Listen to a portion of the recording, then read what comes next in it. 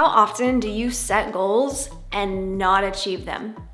All the freaking time, right? What about when you set a goal, you achieve it, and you realize that it's actually made you miserable at the end of it? Here's the thing, both of those, not achieving the goal at all or achieving goals that make you unhappy, are actually two symptoms of the exact same problem. It means that you've skipped the crucial first step. Before you even set your goals, you've got to do one crucial thing. So I want to show you what that one thing is, why it's more important than you might realize, how easy it is to do, but how tricky it is to protect. I'm Tara Wagner, breakthrough coach and lifelong entrepreneur. I help other entrepreneurs use a holistic approach to business so they can create profits they can depend on without burning themselves out. If that sounds like your jam, be sure to check out my free training on how you can do the same. Okay, before I ruin the surprise and tell you what this crucial first step is, I want you to comment below and let me know which camp you tend to spend the most time in. Whether it's setting the goals but not achieving them, or achieving goals but not actually enjoying them. I have personally been in both camps myself. I spent a lot of time in the not achieving camp. I would set goals that excited me. I would get 70% of the way through, up to 70% of the way through, sometimes less. And then I would start to lose motivation and I would start to chase something else that was more exciting, more interesting, assuming that that was gonna be the thing that made me happy. Or I've been on the other side too, where I was working crazy hours, 16 hours a day, 7 days a week. I would stop working, walk down the hall, go to bed, wake up in the morning, come back to work. I would eat at my desk. I was burning out hardcore. I was never seeing my family. I always felt guilty. It was absolutely miserable. I was reaching goals, but it was like, what was the point, right? I didn't have a life. I didn't have time with my family. I didn't have any health. And you've probably heard me say this before, I created a lot of the health issues that I'm still dealing with today. So when I was in that camp of I'm reaching these goals, but I'm absolutely miserable, I started to realize that something was missing. And I started to realize that even in the times when I wasn't reaching those goals, something was still missing. That underlying motivation that was going to take me in the right direction was absolutely missing from the goal that I was setting. Regardless of which camp you're in now or want to avoid, the solution is actually the same. Stop setting and working on your goals, especially your business goals, before you have set and outlined your vision and your values. Now, here's the thing. I know this sounds cliche. Don't jump off yet. I want you to hear me out so that you can understand what I'm really talking about. Vision and values are thrown around a lot, but a lot of people don't really understand what they mean or why they're so crucial. So I want you to hang around, listen to what I'm going to explain and how I'm going to explain it, and the exercise I'm going to have you do to help you figure out what yours are, why that exercise is so crucial, and why it's going to solve this problem of not following through on your goals or burning yourself out, making yourself miserable with your goals. So first of all, what is vision? When we're talking about vision, what does that actually mean? This is the big picture, not a lot of detail, not very specific, about what you want your life to be about, what really matters in your life, or the things that you want to create. Now again, this isn't specific. Goals are where we get specific. Your vision is where you get to just dream a little bit. You get to really decide what would excite you, what would be fulfilling, what would be fun, and what's a general idea of what those things would look like. So for instance, a vision might be, I want to live someplace beautiful, where a goal would be, I want to move to Rome within the next 12 months and live in some, I don't know, like rooftop beautiful place.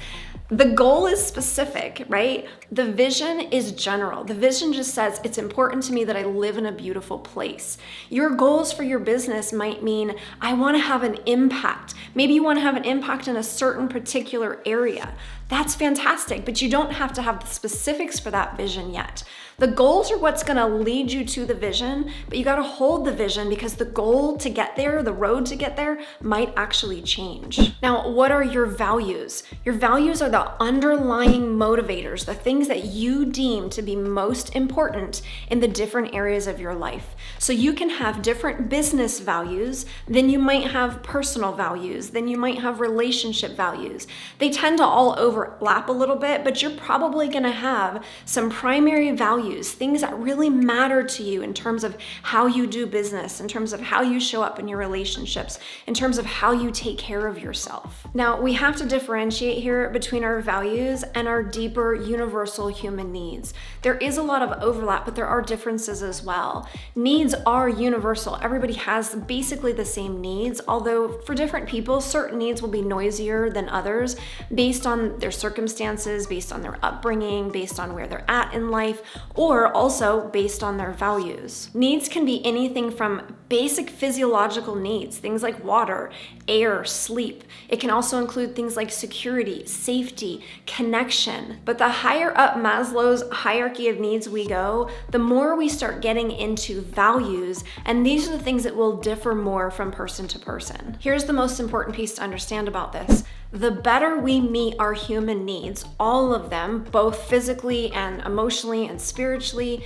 the more it allows us to actually fulfill our values. This means our needs are being met, our values are being aligned with, and we can feel the way we want to feel.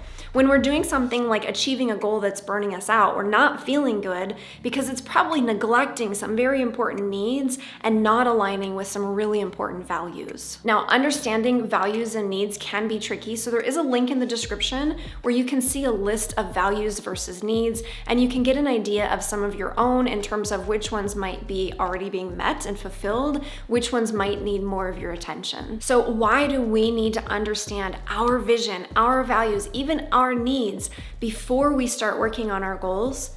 Because it's so easy to get swept up in the goals that somebody else has created, whether this is life, culture, our environment, our loved ones, our parents, our competitors. People are always setting goals that we will accidentally align with, but that don't actually align with us. It's not because they're trying to hurt you. It's not because they're trying to manipulate you. It's because they know what they want and you don't.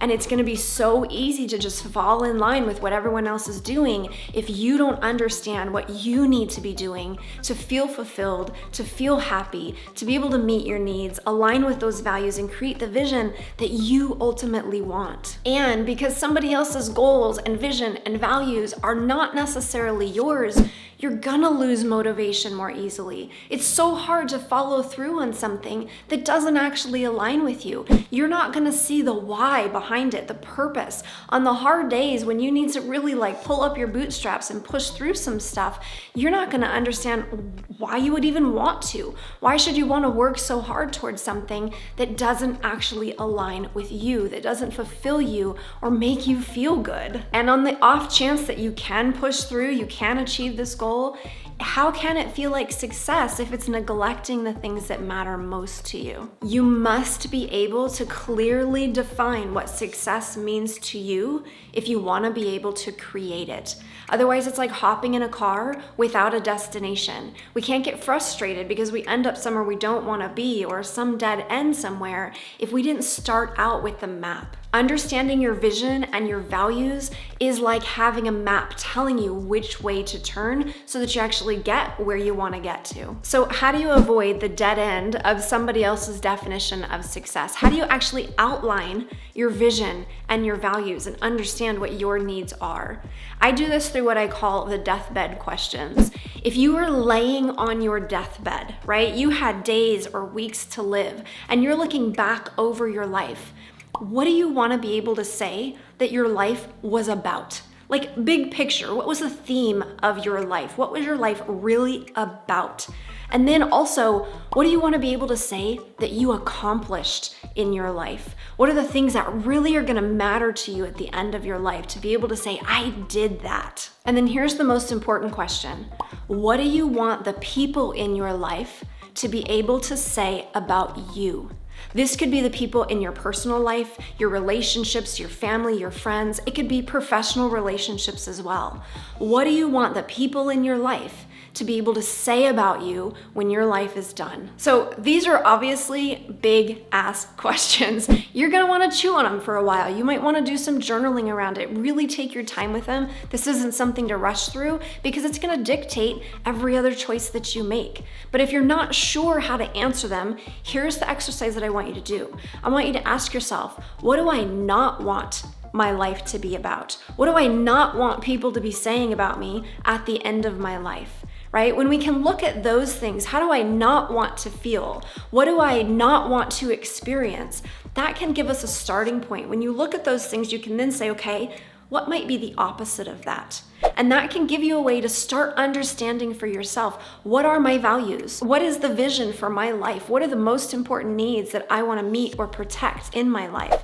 Now, again, you don't have to know these all at once. This is probably going to be something that unfolds over time, so take your time with these questions. I also want to remind you, you don't need the details. Visions are big, they're kind of general. Goals are what is specific and detail-oriented. So if you have this vision, but you're like, I don't know how to get there, that's okay. You'll figure out the how later, but first, you just gotta have the vision. The whole purpose of having this vision, of understanding what your values are, is so that every time you're faced with an opportunity, a decision, something that you get to choose between to say, this is gonna move my life forward, is it moving in the right direction? You're literally gonna ask yourself that question. Does this choice, this opportunity lead me closer to my vision, closer to my values, or further away? That one question is going to be the thing that helps you determine everything after this. Every goal you set, every choice you make, everything you decide to do can now be based on that one question. Does this bring me closer to my vision and values or further away? Now, like I said, this is going to be tricky to protect. Life, culture, other people are going to offer you lots of opportunities to veer off course. They might even try to talk you into veering off course or say that your course isn't right. But here's the thing, if you know that it aligns, it's what you value, it's what you need your life to be about, it's the vision that you want to create, then you get to protect it. And that means spending regular time with your vision, with your values, so that you can remember it. It's very easy to set our vision, set our values, and then go back to life as it has been and just keep doing what we've always done or keep getting washed away in other people's goals and other people's agendas. That's so common. That's why most people have a midlife crisis, because they get to a point where they realize they've been doing that for far too long. So I want you to think about your vision and your values as something that you create, but that you continue to nurture, you continue to spend time with, you continue to check in on it to make sure that you're staying aligned with it. And it's not just a nice exercise you did one New Year's to be able to set your goals for that year, but it really becomes your underlying motivator that moves you forward in everything you do. So here's what I want you to do. Before you set your goals for the next quarter, the next year, I want you to sit down and outline, what are my values? What is my vision first around this goal? Maybe it's your grand big picture vision. Maybe it's just in one area of life or business. What is your vision? What are your values? Outline those things, go through those deathbed questions, and then take some time to do something with those answers so that you can keep them front and center on a regular basis. And if you want more guidance on how to recreate your business in a way that aligns with your values and your vision, be sure to check out my Healthy Hustle Roadmap. My free class, How to Use a Holistic Approach to Create a Profitable Business Without Burning Yourself Out, will show you the 3 mistakes small business owners are making and introduce you to the tools and the strategies that I use to help you create reliable profits working under 40 hours a week. There's a link in the description where you can learn more. Be sure to give this video a thumbs up if you found it helpful, fist bump in the comments, and let me know your biggest takeaways. And then be sure to check out my next video on why you need to stop putting deadlines on your goals and what to do instead. Thanks for watching. I'll see you in the next one.